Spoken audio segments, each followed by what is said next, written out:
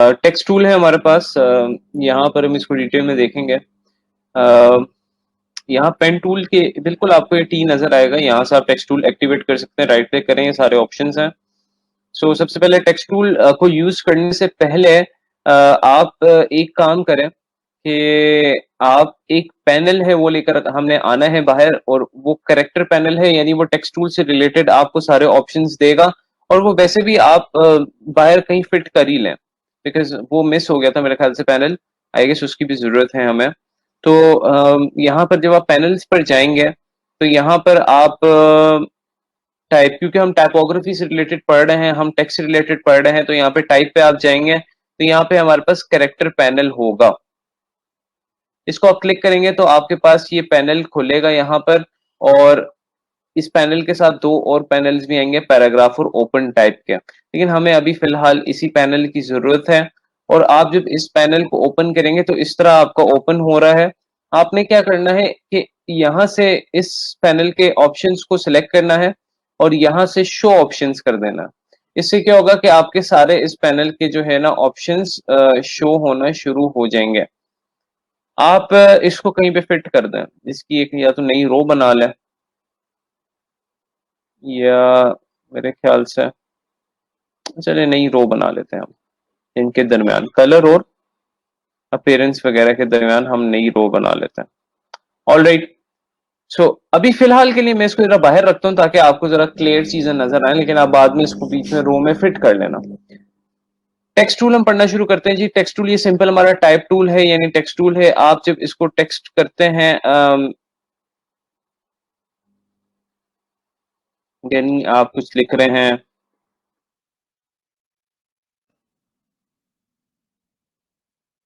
आप जरा zoom in करके देखें कि क्या लिखा गया है। हेलो लिखा गया है, बहुत छोटा साइज है। आप फिर इस टेक्स्ट का जो है साइज वगैरह इंक्रीज कर सकते हैं, इसका कलर वगैरह चेंज कर सकते हैं। यहाँ से आपने इसको सिलेक्ट किया। कुछ ये यही वाले ऑप्शंस जो हैं आपको इधर भी आ रहे हैं, यानी सबसे पहले जो जैसा आपको वर्ड पे ऑप्शन नहीं आते कि आप फॉन्ट सेलेक्ट करें, फॉन्ट की स्टाइल सेलेक्ट करें, यानी फॉन्ट कौन सा होना चाहिए, एरियल होना चाहिए, फॉन्ट का यानी फैमिली कौन सी है, ये स्टाइल कौन सा होना चाहिए, बोल्ड होना चाहिए, अटैलिक होना चाहिए, किस तरह होना चाहिए, उसका साइज, ये पॉइंट्स है, ये आपका फॉन्ट साइज है देखें। और ये यहाँ पे भी ये ऑप्शन है, तो इधर भी आ रहे हैं, इधर भी है, लेकिन मैं यहाँ से आपको बता देता हूँ। ये आपका फॉन्ट नेम है जो कि आप फॉन्ट सेलेक्ट करेंगे, फॉन्ट की स्टाइल और ये उसका साइज है। बाकी भी ऑप्शन हम यहाँ पे वन बाय वन देखते हैं। स्ट्रेच पता नहीं क्यों नहीं हो रहा है। ऑलराइट। सो इस फॉन्ट को अगर हमने बड़ा करना है, इसका साइज बड़ा करना है, तो यहाँ से हमारे पास ये सबसे पहला जो ऑप्शन है, ये साइज का जो 12 पॉइंट लिखा हुआ है, ठीक है, सेट द फॉन्ट साइज। तो आप इसका ये साइज यहाँ से बढ़ा सकते हैं। आप कोई नंबर अपनी मर्जी से लिख सकते हैं, फॉर एग्जांपल 200 मैंने लिख दिया, तो अब ये आपका फॉन्ट का साइज इस तरह इंक्रीज हो गया। दूसरा तरीका साइज का इंक्रीज करने का है, वो है मैनुअल तरीका। जिस तरह आप शेप को इंक्रीज नहीं करते, फॉर एग्जांपल ये रेक्टेंगल शेप है, तो इसका अगर हमने साइज इंक्रीज करना है तो शिफ्ट एंड ऑल्ट से मैं कहता हूँ कि आप इंक्रीज करें, या नॉर्मल ड्रैग से आप इंक्रीज कर सकते हैं। तो इसी तरह हम इसका भी साइज इंक्रीज कर सकते हैं बाय, क्योंकि आपके देखिए इसके इर्द गिर्द भी बाउंडिंग बॉक्स नजर आ रहा है, तो शिफ्ट एंड ऑल्ट से मैं इसका भी साइज इंक्रीज कर सकता हूं या डिक्रीज कर सकता हूं। लेकिन वो साइज मैनुअल होगा, उसमें आपका ये जो साइज डिटरमिन होगा वो आपको खुद पता नहीं होगा कितना साइज है। लेकिन अगर आप कोई फिक्स साइज रखना चाह रहे हैं तो मैं रेकमेंड करूंगा कि आप यहाँ पे वो वैल्यू वैल्यू ऐड कर देंगे। फॉर एग्जांपल आप 300 पिक्सल साइज का रखना चाह रहे हैं, दैट्स इट। तो वो आपका फिक्स्ड एक साइज हो जाता है। तो फिक्स साइज के लिए आप यहाँ से साइज चेंज कर सकते हो, और अगर आप मैनुअली चेंज करना चाह रहे हो तो आप शिफ्ट एंड ऑल्ट दबा के अप स्केल या डाउन स्केल कर सकते हैं। नंबर वन चीज। नंबर टू चीज, आप इसको लेयर सिस्टम में आप फॉर एग्जाम्पल अभी हम लेयर सिस्टम को भी देखेंगे। लेयर सिस्टम का मैंने आपको इंट्रोडक्शन दिया था कि आप जो भी काम करेंगे वो आपकी लेयर सिस्टम में रिकॉर्ड हो जाता है।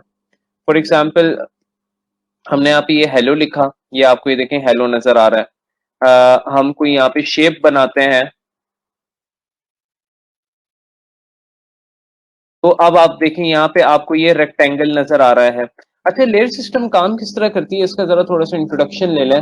लेयर सिस्टम इस तरह काम करती है कि आपने पाइल्स ऑफ बुक्स देखे, फॉर एग्जाम्पल एक जो बुक रखते हैं उसके ऊपर आप एक और बुक रखते हैं, उसके अगर आप एक और बुक रखते हैं तो जो फर्स्ट वाली जो आपने बुक रखी थी वो सबसे लास्ट पे चली जाती है। तो इसमें भी कुछ ऐसा ही कॉन्सेप्ट है जिस तरह लेयरिंग होती है ना। अब जो आप चीज सबसे पहले रखते हो या सबसे पहले जो काम करते हो वो आपको तो लगता है कि फर्स्ट होनी चाहिए, लेकिन लेयरिंग सिस्टम में वो लास्ट पे चली जाती है, बिकॉज जो चीज आप लास्ट पे बनाते हो वो सबसे टॉप पे रहती है। समझ लीजिए, यानी वो सबसे जो पहले आपने काम किया वो बुक सबसे नीचे, फिर आपने दूसरा टास्क किया वो बुक उसके ऊपर, फिर आपने तीसरा टास्क किया उसके ऊपर, उसके ऊपर, इसके ऊपर, इसके ऊपर, जो लास्ट आपकी बिल्डिंग का फ्लोर है वो सबसे टॉप पे होगा ना। ऑलराइट, तो आपका लेयरिंग सिस्टम भी इसी तरह काम करता है। नंबर वन, लेयरिंग सिस्टम का इंट्रोडक्शन ये है कि layering system records each and every transaction that you perform है। जो भी आप यहाँ पे कारनामा अंजाम देंगे लेयरिंग सिस्टम आपको शो करेगा कि भाई आपने इस पे ये काम किया हुआ है। ठीक हो गया। तो यहाँ पर अब फॉर एग्जांपल मैंने शेप बनाई है रेक्टेंगल, इसके अलावा मैं यहाँ पर एलिप्स बनाता हूँ, तो मुझे यहाँ पर जो है वो नजर आ रहा है। एक तो लेयरिंग सिस्टम में छोटा सा ना ये बक्सा होता है प्रीव्यू का, जो कि आपको इंडिकेट कर रहा होता है कि जो आपकी शेप है वो वाकई यही लेयर है कि नहीं। देखिए, इसको जब मैं सिलेक्ट कर रहा हूँ तो यहाँ पर मुझे ये नजर आ रहा है, ये ग्रीन रंग का बॉक्स नजर आ रहा है, तो दैट मीन्स कि आई नो कि ये वाली लेयर है इसकी, ये वाली लेयर है इसकी, और यहाँ पे हेलो भी नजर आ रहा है, तो मुझे पता है कि ये वाली लेयर है इसकी। अगर फिर भी हमें आइडिया नहीं हो रहा कि कौन सी लेयर यानी कहां पर है, या कौन सी layer like which one is which one, तो फॉर एग्जांपल अगर मैं इसको यहां से सेलेक्ट करता हूं तो उस लेयर के आगे ना क्या होगा, ये जो सर्कल है ये डबल आउटलाइन हो जाएगा और उसके आगे एक ये ब्लू सा बॉक्स आ जाएगा जो कि बता रहा है कि इंडिकेट्स सेलेक्टेड आर्ट, यानी ये बताता है कि ये आपका सिलेक्टेड आर्ट है, यानी ये आपकी लेयर है। जो ये बेसिकली बॉक्स है ना, ये बता देता है कि ये वाली लेयर है बेसिकली इस रेक्टेंगल की। अभी तो हमारे लिए बड़ा इजी आइडेंटिफाई करना है, लेकिन जब हम बहुत ज्यादा लेयर्स में काम करते हैं, जिस तरह अभी हम लोग मल्टीपल शेप्स बना रहे थे, ठीक है,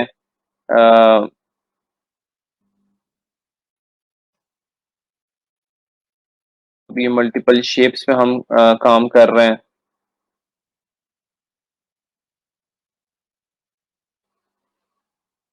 ठीक हो गया। तो अब जब मल्टीपल शेप्स पे जब आप काम कर रहे होते हो तो फिर जरा आइडेंटिफाई करना मुश्किल हो जाता है कि कौन सी शेप कौन सी लेयर पे है। अब असूलन कौन सी शेप इसमें टॉप पे होनी चाहिए, कोई आप बता सकते हैं, कोई आपने से कौन सी शेप इसमें टॉप पे होनी चाहिए according to the system of how layering system works. ये सारी शेप्स आपके सामने, ये सर्कल है, ये ग्रीन स्क्वायर है, ये है, ये है, ये है और ये है, कौन सी शेप इस पे टॉप पे होनी चाहिए।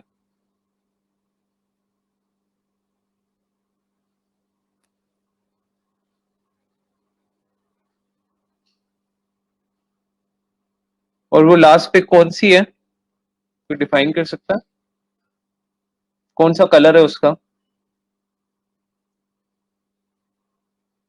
पिंक वाली, exactly, great great answer. Pink वाली जो है वो बेसिकली आपकी लास्ट पे होगी। उसकी क्या वजह है, because this is the last shape I created. उससे पहले कौन सी क्रिएट की थी, ठीक है, उससे पहले कौन सी क्रिएट की थी, ये वाली, तो ये उससे पीछे है। उससे पहले कौन सी क्रिएट की थी, ये वाली, सॉरी ये वाली, तो ये उससे पीछे है। उससे पहले ये वाली। तो ये देखें ऑर्डर आपको नजर आ रहा है, ये उसी ऑर्डर से चल रहा है। सो लेयरिंग सिस्टम में सबसे बेसिक चीज आपने ये आइडेंटिफाई करनी है कि layering system is a recording of each and every transaction that you perform. ठीक है, नंबर वन। नंबर टू ये कि layering system works like an actual layer ना। इसमें क्या होता है कि आपकी जो सबसे पहले आपने जो काम किया होता है सबसे नीचे, फिर उसके ऊपर, फिर उसके ऊपर, फिर उसके ऊपर, फिर उसके ऊपर, इस तरह ये काम हो रहा होता है। Number two. नंबर थ्री, जो लेयरिंग सिस्टम किस तरह काम करे, before I move towards the text tool, मैंने कहा मैं साथ साथ आप लोग को बता दूं ताकि आपको लेयरिंग सिस्टम के बारे में भी क्लियर हो जाए। अभी एक क्वेश्चन आ रहा था कि भाई लेयरिंग सिस्टम हर शेप की अलग अलग क्यों बनेगी। उसकी अलग इसलिए लेयर बन रही है बिकॉज अगर ये दो शेप्स एक ही लेयर में आ गए तो ये दो फिर एक दो शेप्स नहीं रहेंगे, ये एक शेप बन जाएंगे। तो इलिस्ट्रेटर ने हर शेप को एक सेपरेट स्टेटस दिया हुआ है विद द लेयर। लेयर आप समझ लें कि आपका ना एक यानी फ्लोर है और उसमें ऑफिसेज हैं डिफरेंट डिफरेंट। तो अगर आपका ऑफिस आपको शेयर करना पड़ जाए किसी दूसरे बंदे के साथ, तो ऑब्वियसली वो ऑफिस दोनों लोगों का एक ऑफिस होगा। तो अगर एक लेयर के अंदर दो शेप्स आ जाएं तो फिर ये दो शेप्स यानी एक साथ हो जाएंगी, यानी जो मूव भी होंगी तो एक साथ होंगी, उनका कलर भी चेंज होगा तो एक साथ होगा। सो समझ रहे हैं आप लोग? जिस तरह फॉर एग्जांपल अगर मैं इनको ग्रुप कर देता हूं, मैंने ग्रुप और अनग्रुप का कॉन्सेप्ट आप लोगों को बताया था, तो अब ये एक लेयर पे आ गए हैं। तो अब जब ये मूव होंगे तो साथ हो रहे हैं, समझ रहे हैं? लेकिन ग्रुप में भी ये है कि आप इसके अंदर फिर भी अलग लेयर्स में होते हैं। ऑल्दो ग्रुप लेयर इनकी एक बनती है लेकिन उसके अंदर फिर भी ये अलग अलग लेयर्स में होते हैं। तो ये तो था अभी बेसिक सा इंट्रोडक्शन लेयरिंग सिस्टम का। मैं जरा इसको थोड़ा सा बाहर की तरफ ले आता हूं ताकि आप लोग इसको डिटेल में देख सकें। इसके एक मिनट,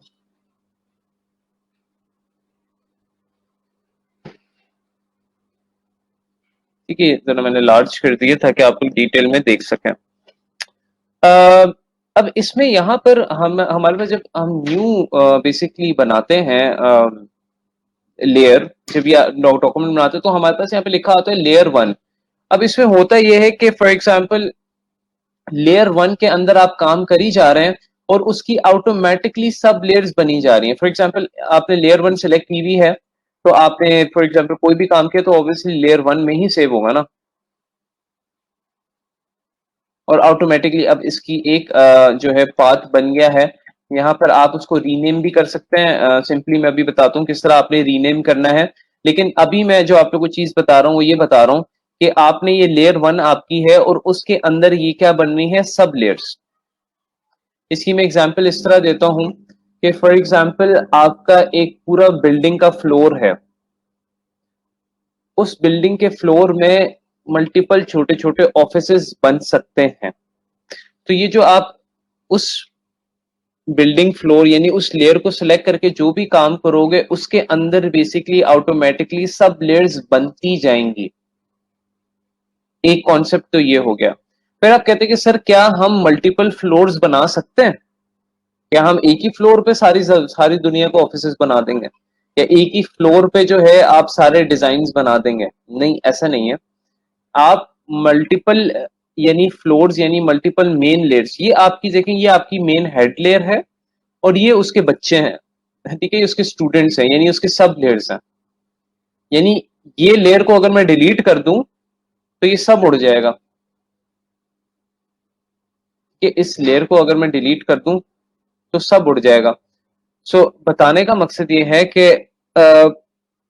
एक आपकी फॉर एग्जांपल इसमें एक मास्टर लेयर होती है और उसके अंदर सब लेयर्स बनते जाते हैं, उसमें स्टूडेंट्स उसके बनते जाते हैं।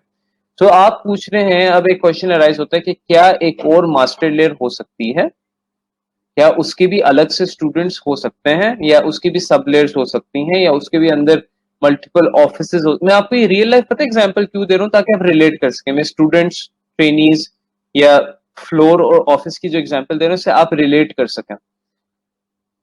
तो उसका आंसर है यस, एक और सेपरेट लेयर हो सकती है। अभी हम देखेंगे कि उसकी जरूरत क्यों पड़ेगी। पहले हम देख रहे हैं कि क्या हो सकती है कि नहीं, फिर हम देखेंगे कि हमें उसकी जरूरत क्यों पड़ रही है। अगर मैंने एक और लेयर नंबर 2 बनानी है तो यहां से हमारे पास एक ये ऑप्शन है, जिस तरह हम क्रिएट आर्टबोर्ड में हमें ये जो है ना, आपको ये फोल्डेड पेपर, ये आइकन जो है ना हमेशा न्यू किसी भी चीज को बनाता है। यानी न्यू आर्टबोर्ड हो गया, न्यू लेयर हो गया, न्यू शेप हो गई, कुछ भी इस तरह।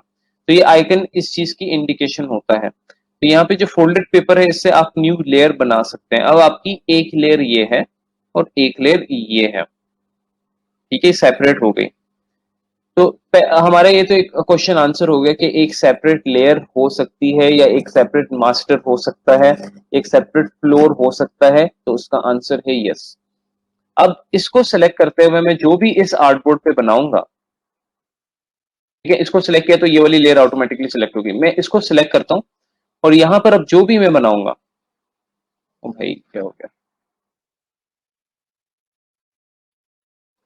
यहां पर मैं जो भी बना रहा हूं अब,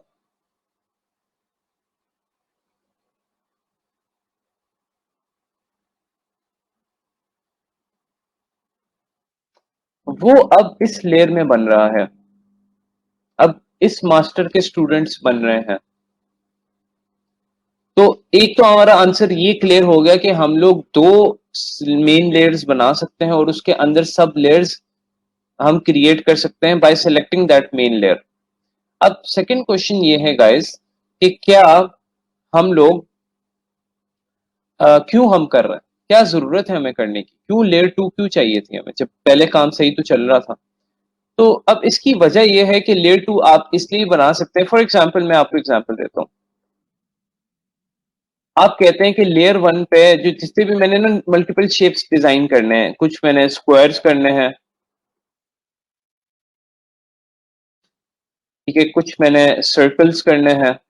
आप ये रीनेम किस तरह कर सकते हो, ये लेयर टू के ऊपर डबल क्लिक करोगे तो आपको ये रीनेम का ऑप्शन आ जाएगा।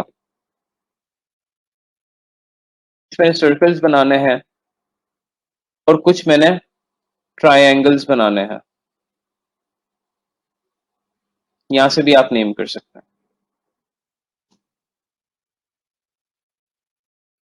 सो ये तीन मेरी मेन लेयर्स हो गई। अब इसके अंदर हम लोग सब लेयर्स बना सकते हैं। फॉर एग्जांपल जब मैं स्क्वायर्स को सिलेक्ट करूंगा तो स्क्वायर्स को सिलेक्ट करते हुए जितने भी मैंने स्क्वायर्स बनाने हैं इसके अंदर, वो मैं इसको सिलेक्ट करके बनाऊंगा। उससे क्या होगा कि भाई मुझे आइडिया होगा कि मैंने जितने भी स्क्वायर्स पे काम किया वो एक सेपरेट लेयर पर हैं, ताकि आप उसको लोकेट आसानी से कर सकें। क्योंकि जब आप काम कर रहे होते हो तो आपकी बहुत सारी सब लेयर्स बनती जाती हैं। ये स्क्वायर्स का फॉर एग्जांपल मैंने डिजाइन बनाया, फिर मैंने कुछ सर्कल्स का बनाना था इधर, तो मैंने इधर इसको सिलेक्ट करके बना लिया, ठीक है। अब मैंने ट्रायंगल्स का बनाना था तो इसको सिलेक्ट करके बना लिया। उससे क्या हुआ, एक सेपरेशन हो गई, एक आपकी यानी सोफिस्टिकेशन हो गई। देखें आप एक कमरे में रहते हैं, आप गंदे कमरे में भी रह लें, आप साफ कमरे में भी रह लें, आप ऑर्गेनाइज तरीके से रह लें, आप डिसऑर्गेनाइज तरीके से रह लें, काम दोनों तरीके से हो जाता है।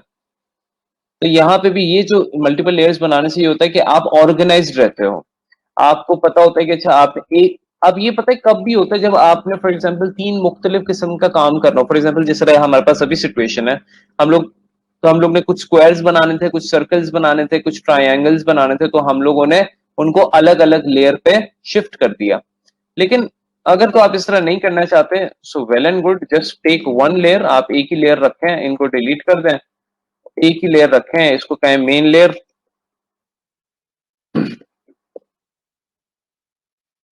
और इसी पे करते जाएं काम, अल्लाह का नाम लेके, कोई बात नहीं। लोकेट करने में थोड़ा सा मुश्किल होगा, लेकिन आपका काम चल सकता है, कोई ऐसा मसला नहीं है, कोई प्रॉब्लम नहीं है। लेकिन मैं आप लोगों को बताना चाह रहा था कि मेन लेयर्स ज्यादा बन सकती हैं, और इसलिए बनाते हैं अगर हमने काम को थोड़ा सा सेग्रीगेट करना हो, यानी सेपरेट करना हो। आई होप लेयर्स का आप लोग को जो है कॉन्सेप्ट थोड़ा सा क्लियर हुआ होगा। Sir when we create different artboards we are able to see them separately, but in layers we separate different shapes. अच्छा मैं थोड़ा सा आप लोगों को क्लियर कर दूं लेयर्स और आर्टबोर्ड का।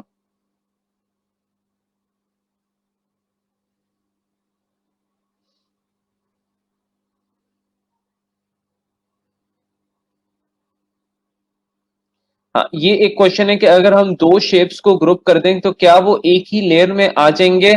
इसका आंसर है नो। मैंने मेरे हाल से कर दिया था, मैंने आप लोगों को दिखाया था कि जब आप ये दो शेप्स को ग्रुप करते हैं, फॉर एग्जांपल ये और ये मेरे पास शेप्स हैं डिफरेंट कलर की, इनको मैं ग्रुप कर देता हूं तो हम देखते हैं यहाँ पर आपके पास अभी तो सिंगल लेयर में लग रही है, लेकिन ये आप इसको अगर ओपन करेंगे तो आगे अलग अलग लेयर में ही होगी, यानी कभी भी वो एक सिंगल लेयर में नहीं दिखेगी। लेकिन हाँ आगे आपके पास एक ऑप्शन है जिससे आप इसको सिंगल लेयर में कर भी सकते हैं, जिसको हम कहते हैं कंपाउंड पाथ, वो भी हम देखते हैं। सो अब ये क्वेश्चन रोमा आपका जो क्वेश्चन था, when we create different artboards we are able to see them separately, but in layers we separate different shapes, हाँ, जब हम डिफरेंट आर्टबोर्ड्स बनाते हैं, तो हम लोग तो आर्टबोर्ड्स को सेपरेटली देख सकते हैं यहाँ पर। जब हम लेयर्स बनाते हैं, तो अगर हमारी एक ही मेन लेयर है, तो उसके अंदर ऑटोमेटिकली सब लेयर्स बनती जाती हैं। एक तो ये चीज है। आप मल्टीपल मेन लेयर्स भी रख सकते हैं अपने काम को, अपनी यानी फॉर एग्जांपल आप डायरी बना रहे हैं ना, ये आपकी डायरी है। आप डायरी में एक अपने फाइनेंसिंग का, अपने खर्चों का सेक्शन बना लें। एक आप अपने फॉर एग्जांपल डेली थॉट्स का, जो आपको आती है पॉजिटिव थॉट्स, उनका सेक्शन बना लें। या आप हर पेज पे आपने फाइनेंस भी किया हुआ है, वो भी किया हुआ है, थोड़ा सा लोकेट करने में मसला होगा, तो उसमें डिफरेंट शेप्स बनाते नहीं, हम ऑटोमेटिकली बन जाती हैं। जब हम इसको सिलेक्ट करके कोई शेप बनाएंगे या कोई टेक्स्ट लिखेंगे, तो उसकी लेयर ऑटोमेटिकली बन जाती है।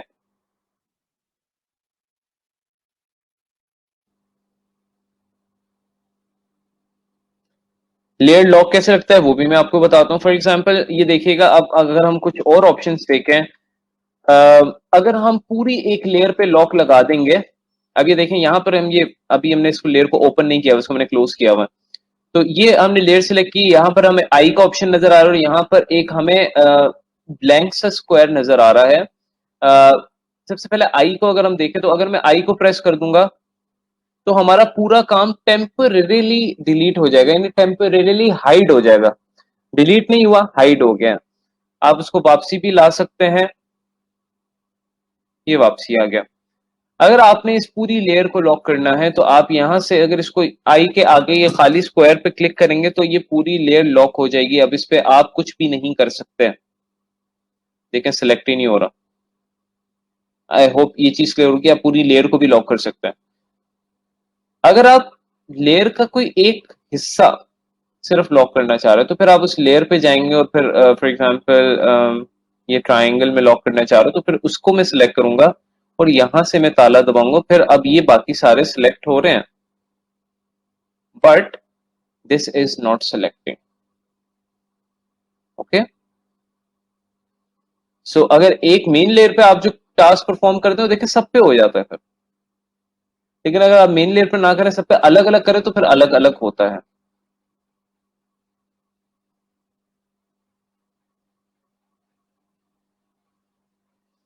Why are we recording our work? We are recording our work because we need to see कि आपने जो अगर काम किया है, कि बैक एंड फोर्थ बहुत होता है। जब आप काम कर रहे होते हो क्रिएटिव लेवल पर, ये नहीं होता कि आपने कोई फॉर एग्जांपल असाइनमेंट कॉपी करनी है, तो वो डेफिनेटली इसी तरह होती है। आप बैक एंड फोर्थ बहुत करते हो। आपको कुछ कभी याद आ गया, अभी ये करना है, अब इसका पॉइंट इधर रखना था, या इसका पॉइंट इधर ज्यादा बेहतर रख रहा है। आप आज आपको क्रिएटिविटी आइडियाज नहीं आ रहे, कल आप उठे तब आपको आए, तो आप शेप्स वगैरह चेंज कर रहे हैं, वापसी जा रहे हैं। तो इसलिए रिकॉर्ड करना इसलिए जरूरी है, ताकि आप लोग के पास चीजें मेंटेन्ड हों, कि आपने क्या काम किस वक्त कहां पर किया था, और वो लेयर किधर पड़ी हुई है।